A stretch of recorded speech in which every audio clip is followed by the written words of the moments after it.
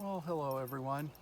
It's a hot day here in Riverton. There's maybe a few clouds maybe giving us a break here.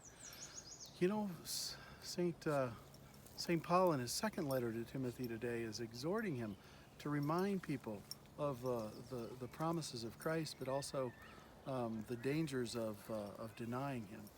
And even he uses what we would consider probably one of his favorite songs. If we have died with Christ, we will also rise with him. And it's a beautiful little bit of poetry, canticle of St. Paul's.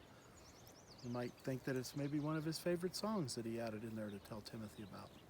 More instructions to the bishop, to the minister, of reminding people. One of the great things that we should be reminding people of is what St. Mark wrote about today in our gospel, that the scribe comes up and asks him, what is the greatest law? And he says to love God with your whole heart, your whole mind, your whole being and soul, and to love your neighbor as yourself. And the scribe says, you've answered well, teacher. That is right. And he spoke about it himself very well.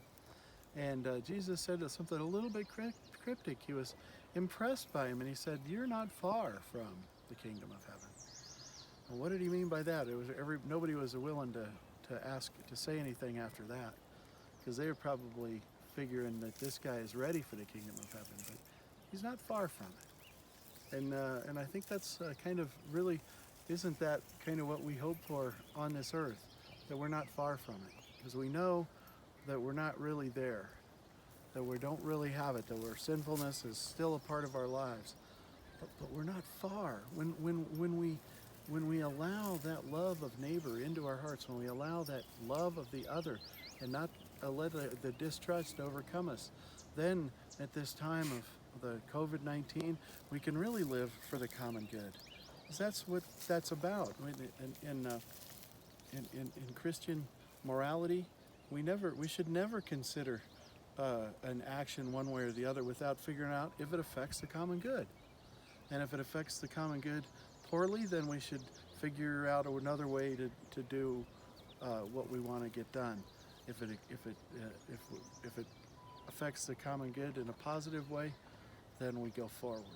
And so we always have to think about that, because the common good is that concept comes from the first two commandments that Jesus is talking about.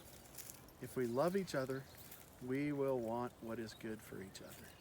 And so, my brothers and sisters, on this beautiful day, let us give thanks to God and give thanks for the relationships we have, and for the possible relationships out there, and for all those people that we can help.